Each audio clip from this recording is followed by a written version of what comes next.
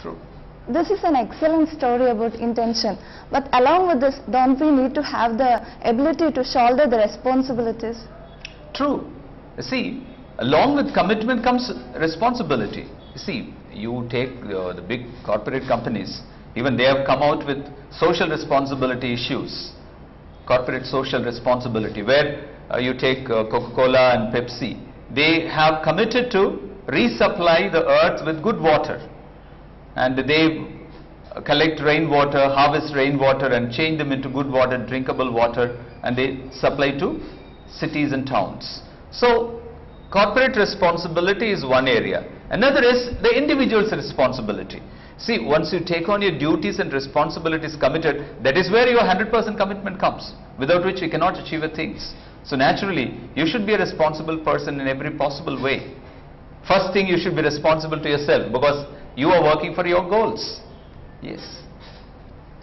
In real life, we are not able to analyze our weaknesses because always we think that we are always right. But is it possible to apply SWOT analysis to oneself to analyze his own weaknesses?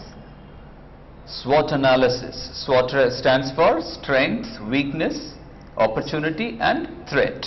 See, SWOT analysis is a tool to analyze the strength and weakness of a company. It's normally applied in, it's a management technique, a tool. Now, even in one's personality development, in your own development, you can apply that. But as you questioned, when an individual applies this technique to himself, there is always a possibility. He thinks that he is always strong. He never believes that he has weaknesses. We always feel what we think and what we do is correct. We are not weak and we don't have anything wrong. And there is no threat to our growth. We try to mask them and hide them. This is where, you will have to develop a kind of self-dependent thinking. You should be able to do an objective thinking. You should be able to stand out and look at yourself. If you are a person, look at your own personality. And you should be able to observe. That comes with experience and a lot of patience.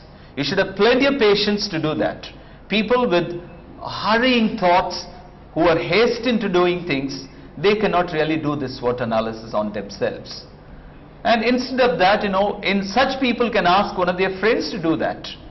SWOT analysis by a close friend who has observed you all through your life, how you grew and how you do your management work or your business all. They can analyze and tell your weaknesses, your strengths, your opportunities and your threats. And always weakness is related to threat. Strength is related to opportunity. When the opportunities bring your strength, or your strength create opportunity. Your weakness brings threat and threat brings weakness. So the whole thing about this SWOT analysis is how you are able to change your threat into opportunity. How you are able to remove the weakness, and in that spot you are able to put in your own strength or develop your strength. That is a matter all. And naturally you can do SWOT analysis on yourself if you have that kind of ability to stand out and look at yourself without allowing your selfishness to mask your weaknesses. It is possible. Are you saying that the people who have achieved the pinnacle of success, they have done SWOT analysis? Definitely. You take the example of Mahatma Gandhi. His very book, My Experiments with Truth, that is autobiography, itself is an entire SWOT analysis. Because he goes through every part of his life, every phase of his life, right from his childhood till almost till his death. Every day in and out, every month in and out, every year in and out, every work he did, every satyagraha he created, every war on British he created, the peaceful war. They were all systematically planned depending on his strengths and the people's strength around him. He was always very, very self-analyzing person. He analyzed his strengths and weaknesses, and he analyzed the opportunities available for him with which he can take on, which he could take on the British, and the threats which were really posing a lot of problem for him. And all that he analyzed and went about. And naturally it is possible. You take the example of Mother Teresa, because we often talk about her, because I always consider her one of my greatest heroines. You know, she, having come from another country, a Western country, into Calcutta, boldly came out, and she knew her weaknesses as a woman from a foreign country, as a woman working in a congregation as a nun. She had a lot of her restrictions and threats and weaknesses. At the same time, she could analyze her strengths, how she could convince people, make people to understand that these destitute people of Calcutta who are dying could be helped. These poor people with all kinds of diseases can be cared for. And you know, she analyzed and went about every successful person. In a way or another, they analyze. It may not be 100% SWOT analysis, but they do that in a way possible. How to become an extra mile traveler to beat out the other competitors? Yeah. See, in this world, you take on a business, you go for a job, you have hundreds of other people competing with you. There is always struggle. You have to slog your hours, slog your time, slog your work, and struggle and make a lot of comparison between you and other competitors, where if you stand a little better than them, you are a great successful person. You come out successful. Well, that is where, you know, it is hard work plus smart work. We always call them, see, people always say, you work very hard all the time, you'll succeed. True. But sheer hard work takes a longer time to succeed, with which you will have to add some smart work of the modern times. If you are a smart person and think good about people, that's where sharing comes. There are people who work only to earn money. Hard work, earning money. There are people who earn money, share with others, whereby they gain better name and better support and earn more. It's something like, you know, there is a proverb which tells, people of great charity, they give out through the door, and God puts it back through the window multifold into their house. What you give comes back to you multifold. And people always believe, you know, money you spend, you don't get back. That's not true. You take a business, if you are a partner, you invest some money and you share your wealth with others and then work hard together, wealth grows. So sharing is one thing through which you can make your extra mile traveling easier. And then extra mile is what? Work harder than others.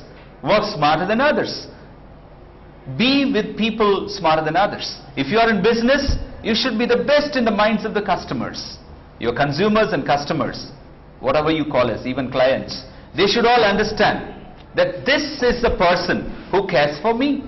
So if you care a little better than your competitors, if you work a little longer or more longer than your your competitors, you are an extra mile traveler. Most people, they just sleep at 10 o'clock. A lot of people who are successful, they sleep late after 1 o'clock and 2 o'clock. It's not only the time that matters, the efforts that you put in. When you're able to put in more efforts than your competitor, you are an extra mile traveler. The efforts, the interest, the kind of concern you have for your customers, the kind of care you give, the service you give better than other competitors, that makes you the extra mile traveler. So extra mile traveling is absolutely a successful idea. All big leaders, all great leaders are extra mile travelers. And you would have seen, even in your own class, when you study for your 12th examination or college examination, your semester examination, a person who works longer and smarter, sharing the ideas with other friends in group studies, she scores better than a person who just sits individually and studies all on her own. And when you are a person who is able to put extra time, extra efforts, smart ideas, and share your ideas with others, you are an extra mile traveler. For the student community, this is what is needed. They should put in a lot of efforts, long hours of work. They should be able to work smartly with new ideas, bringing in new technology into their work, and they should be able to share all that and study in groups. Successful people are they. You know, coming to be a successful person is very easy. That's where, you know, you talk about extra mile travelers. Extra mile travelers are all great leaders. So it's time for our break, and we'll come back after the break. Thank you.